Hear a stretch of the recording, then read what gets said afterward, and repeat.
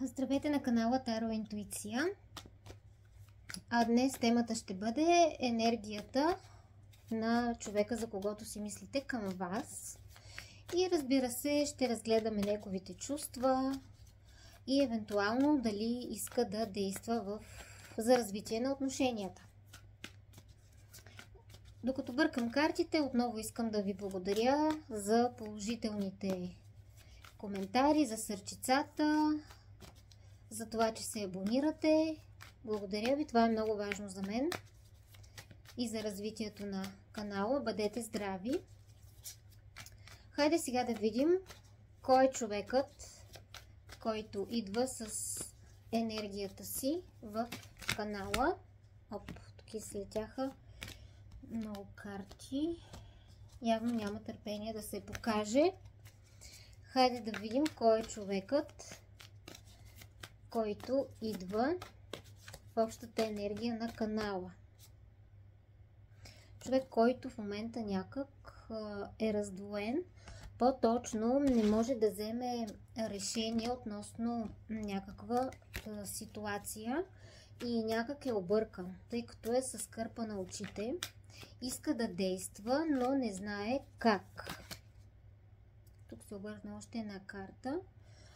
Човек, който много работи, може в момента дори да работи, така ми дойде за някаква кауза, но той е изключително вглъбен в това, което прави. Някак мислите са му свързани с работа. Също така обаче може тази работа да е в работа по отношенията и избор в тези отношения, защото тук вече имаме две карти, които показват, че е нужен избор, но някак не знае какво решение да вземе. Да видим още малко. Човек по принцип, който иска да... Човек на баланса, който иска нещата да се случват честно. Да има равно даване и получаване. Може би той за това мисли толкова много относно някаква ситуация, нещо, което му е на сърце, за да вземе правилното решение и то да е изключително балансирано.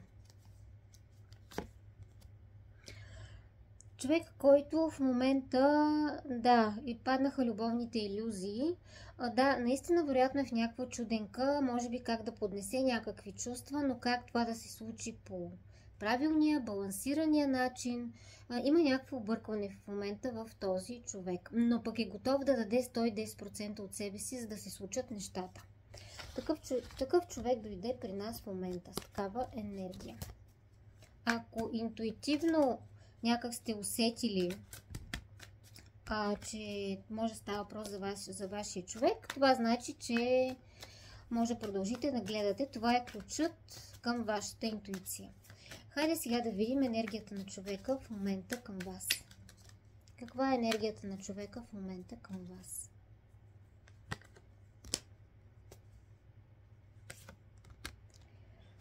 Мисли, обмисля, прави планове.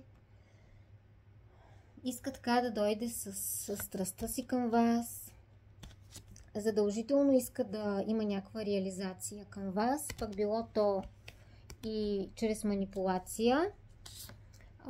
Тоест, човека не е манипулативен, ние го видяхме, но той на всяка цена и с всички средства иска да постигне това, което е решил, да реализира това, което е решил.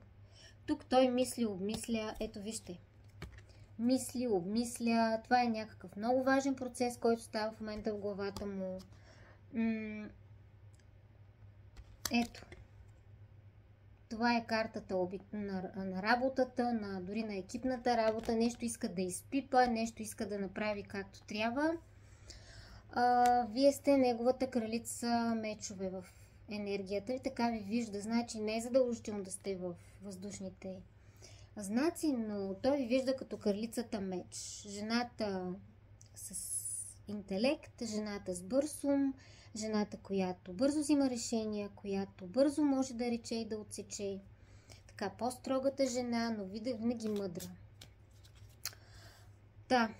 Значи, енергията му към вас, казахме до тук, сега по-нататък. Ето, така. Мисли, обмисля, иска да изпипа нещата, тъчак е влязал по отшелника, чак се вглъбил в себе си, отдалечил се, някак буквално тези илюзии, които казахме по-напред, че има, буквално се е оставил някак на течението, иска така сякаш да мине известен период от времето, нещата да се подредят, той някак да се чувства победител във вашите очи. Но в момента нищо не прави. Нищо не прави. Той излиза като крал мечове. Това може наистина да е мъж в въздушните зодии, но не е задължително. Просто може би е по-аналитичен, по-логичен, бързо отсичащ, бързо взимащ решения. Интелектуален тип, мислещ. Та енергията му е такава, че в момента мисли, обмисля, но не действа.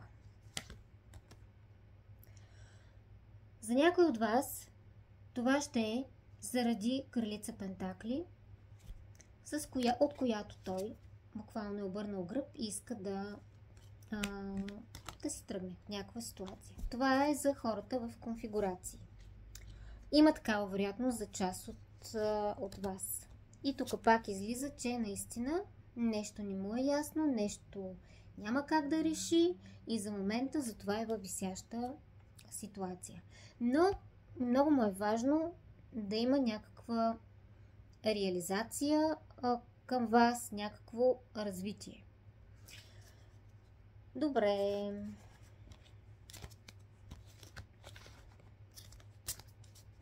Хайде да видим тогава чувствата му към вас.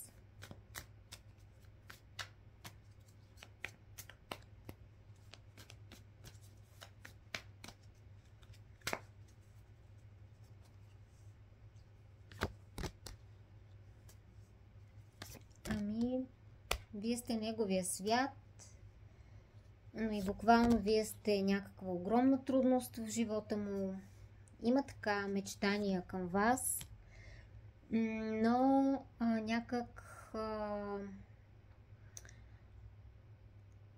той си слага спирачки. Като един император. Той има его, той има достоинство, той няма така да тръгне към вас, дори няма да ви признае, че сте неговия свят. По магиосника този човек няма да тръгне към вас преди да се убеди, че примерно ще получи едно да, че нещата му ще се получат на макс и затова протака. Хайде още малко. Иска ново начало. Чувства, че някак сте свързани, поглеждайки в огледалото вижда вас, по някакъв начин вижда сродност между вас.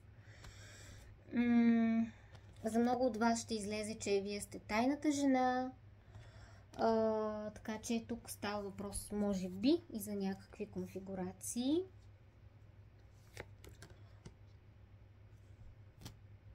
За някой от вас пък ще излезе, че в момента сте някаква бедност в отношенията поради тези пречки, които казах току-що.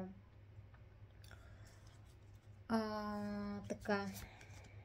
И отново отшелникът. Затова този човек се отдръпва, затова този човек бяга вътре в себе си, защото в момента не знае как да постъпи.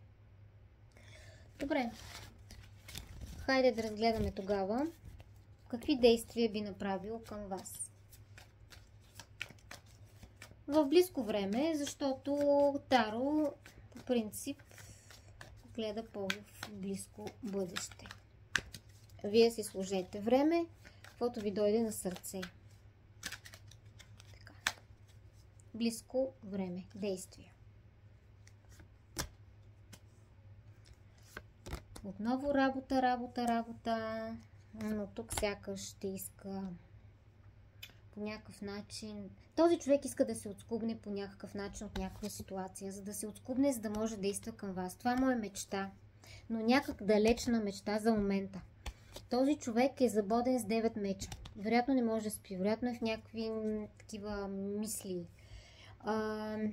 Много нерви хъби. Защото има много трудности. В момента за него пътят е много труден да действа. Но този човек ще работи за развитие. Я да видим. Ще работи, но някак по рицар Пентакли. Да, ще дойде до вас, но трябва да имате търпение. Този рицар е надежден. Той работи и идва. Въпросът е дали вие ще имате търпение. Ето отново, за този човек баланс е изключително важен. Без баланс той няма да тръгне, докато не се чувства сигурен. Но ще тръгне с страстта си, с страстта на крал жезли. За много от вас ще има хепи енд, защото по 10 пентакли всъщност това е картата на уюта, на дома, на семейството, на материалното благоденствие. Може би за някой наистина този човек обмисля сериозна стъпка и затова в момента вероятно го усещат отдалечен, но той иска да изпипа нещата. Това видях по тези карти. Пишете ми дали ви резонира, предлагайте ми теми ако желаете и до скоро.